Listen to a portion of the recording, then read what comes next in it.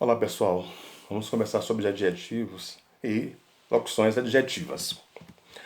O adjetivo é uma classe de palavras que é encarregada de atribuir especificações, qualificações, determinações com relação ao substantivo. Eles têm variação de gênero, masculino e feminino, de número, singular e plural, e grau, comparativo e superlativo. Na sua classificação, nós vamos ter os adjetivos simples, os adjetivos compostos, os adjetivos primitivos e os derivados. O adjetivo simples, ele apresenta um radical. Quando você diz, por exemplo, pobre, magro. O adjetivo composto, ele apresenta dois radicais. Luso, brasileiro, dois radicais. O adjetivo, ele pode ser também primitivo, quando ele não deriva de outro adjetivo. Bom, alegre, puro. Já o derivado, ele vem de outro substantivo ou de verbos. Por exemplo, escultor vem do verbo esculpir. Os gêneros dos adjetivos, eles podem ser uniformes, apresentam uma forma para os dois gêneros, por exemplo, feliz é comum para os dois gêneros, masculino e para o feminino. E os adjetivos biformes apresentam uma forma para o masculino e uma forma para o feminino. Exemplo, carinhoso para o masculino, carinhosa para o feminino. Quando se pensa no grau, o adjetivo ele pode ter o grau comparativo, o grau superlativo,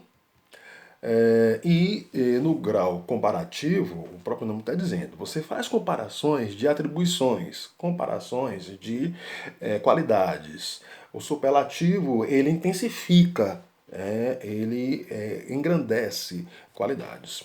No grau comparativo, ele pode ser um comparativo de igualdade. Tá?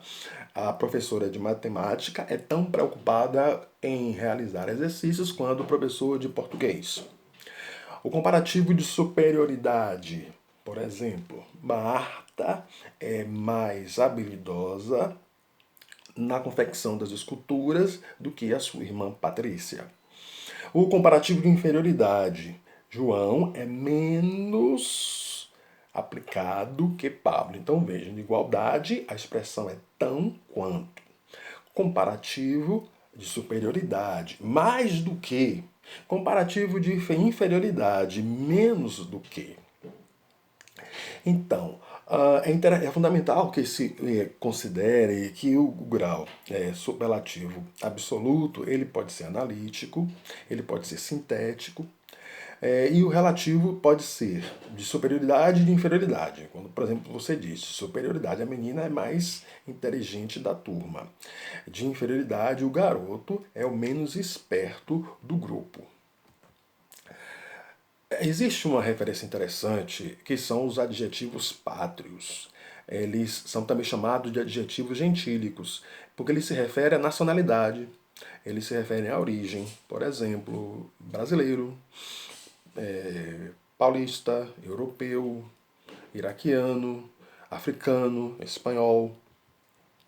E a referência significativa às cores das nações. É interessante quando se fala da questão de pátria, da questão de referência, principalmente no momento desse que nós precisamos ter abraços subjetivos, estar de mãos dadas, mesmo que distantes.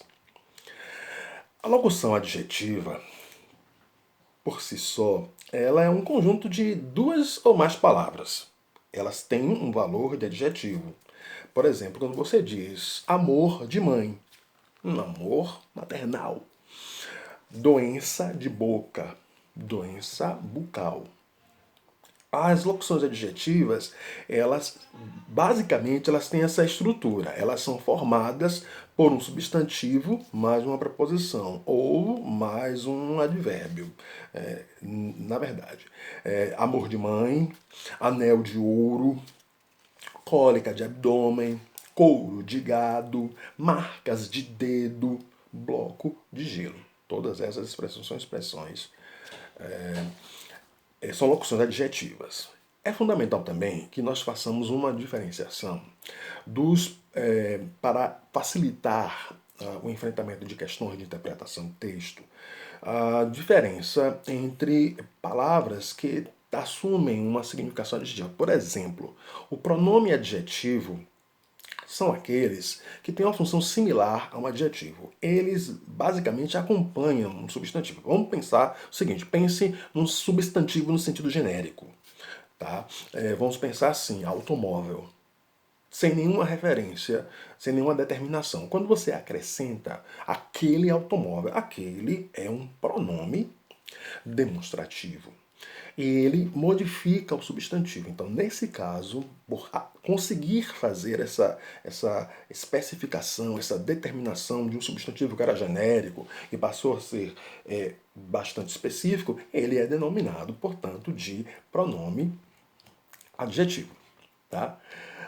Bem, quando nós falamos de pronome substantivo, é aquele que substitui o substantivo. Nós falamos no pronome aquele, quando falamos de aquele automóvel. Nós poderíamos fazer uma construção em que aquele figurasse como sujeito. Aquele é meu carro. Nesse caso, o pronome não acompanha mais o substantivo, ele substitui. Então, nesse caso, ele passa a ser um pronome substantivo.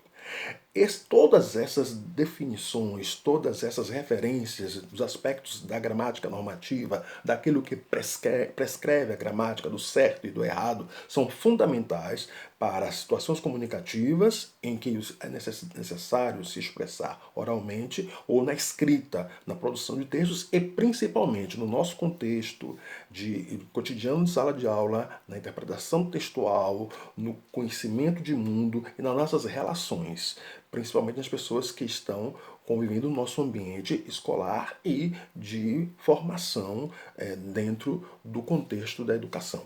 Espero que todos tenham entendido mais um encontro e aguardo vocês no próximo momento em que continuaremos conversando sobre aspectos da gramática normativa. Até lá, um abraço.